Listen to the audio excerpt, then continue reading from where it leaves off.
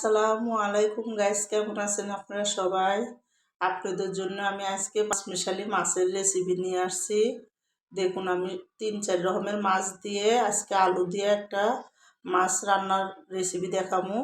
তো দেখুন, প্রথম আমি কিন্তু চুলার মধ্যে একটু বেশি করে আধা কাপের মতন তেল দিছি।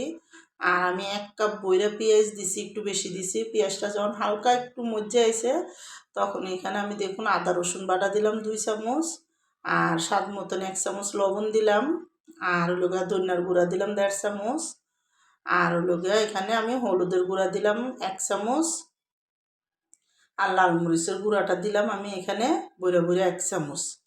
তো এখানে কিন্তু আমি দেখুন একটু দিয়ে দিলাম, এখানে জিরার ফাঁকিও দিয়ে দিলাম একসাথে, দিয়ে কিন্তু আর একটু আমি হালকা দিলাম, মশলা দিলাম, ওইটা দিয়ে একসাথে একটু লাড়া দিয়ে তারপরে কিন্তু দেখুন আমি পানি দিয়ে মশলাটা ভালো করে কষাবো।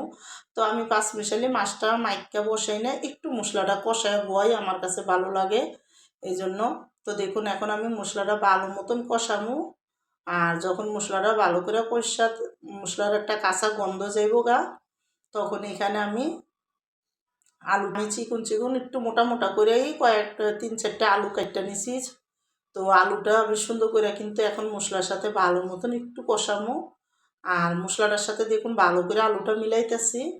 মিলাই কিন্তু আলুটা মশলাটার সাথে কষাইয়া ডাইকা আমি একটু আলুটারে কষাই নিব। তো দেখুন এখন আমার মশলাটা হয়ে গেছে, আর আমি ডাইকা কিন্তু আলুটা কষাই নিব। তো আলুটা যখন দেখুন কষা হয়ে যাওয়া এরকম তেল উঠে গেছে, তখন আমি ভালো মতন লাড়া দিব। এখানে দেখুন মশলার সাথে ভালো করে লাড়া দিয়া এখানে কিন্তু আমি দেখুন 3-4টা 5-6টা কাঁচামরিচ ফাইরা দিলাম, আর 2টা টমাটো আমি ছোটো করে ফাইরা দিছি। আর আমি সবটি মাছ ধুইয়া সুন্দর করে রাখছি, তো ওই মাছটি আমি এখানে দিয়ে দিলাম। দিয়ে কিন্তু যেই মাছটি একটু বড় ছিল ওটির আমি একটু কাটটা দিছি, আর সবটি মাছ দিয়ে আমি একসাথে ভালো মতন এটি লাইরা দিমু। তো আমি কিন্তু এখন এখানে পানি দিব না, ডাইকা একটু কষামু, যদি লাগে একটু দিমু। তো আমার এই পাঁচমিশালি মাছের রেসিপিটা যাদের পছন্দ তারা লাইক সাবস্ক্রাইব দিয়েন প্লিজ। আমার ভিডিওটা আপনারা বেশি বেশি শেয়ার করে দিন আর সাবস্ক্রাইব করে দিন। আর দেখুন এখন আমি এখানে কষায়া কিন্তু অল্প পরিমাণ পানি দিছি, আর আমার কাছে একটু লবণ কম লাগছে, আমি কিন্তু এখানে একটু লবণও দিছি। তো দিয়ে দেখুন ভালো করে কিন্তু যখন ডাইকা রান্না করলাম ভালো মতন শুকাইয়া আইছে, তখন এখানে আমি দেখুন ধনিয়া পাতা দিয়ে দিলাম।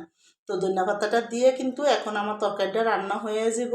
তো এইভাবে গুঁড়া মাছ রান্না করে খেয়ে দেখেন, অনেক মজা। আমার রান্নাটা শেষ।